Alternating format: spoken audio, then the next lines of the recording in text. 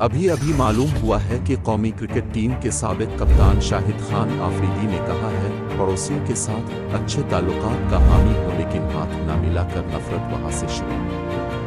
پاکستان اور انڈیا کی پہلی دفعہ جنگ تو نہیں ہوئی لیکن یہ نہیں سنا ہوگا کہ ہاتھ نہ ملائے جائے۔ مودی انڈیا کا منفی چہرہ دنیا کے سامنے دکھا رہا ہے۔ پاکستان کی 60 سے 65% آبادی نوجوانوں پر مشتمل ہے۔ نوجوانوں کو پلیٹ فارم نہ ملنے سے ٹیلنٹ ضائع ہو رہا ہے۔ پاکستان کی ترقی میں پرائیویٹ سیکٹر کا کردار ناگزیر ہے۔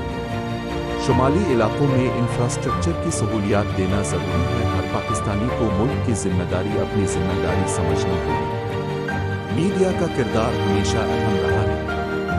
مصیبت کسی صوبے یا شہر کی نہیں، ہم سب کے لیے۔ آنے والی نسلوں کے لیے اقدامات کرنا وقت کی ضرورت ہے۔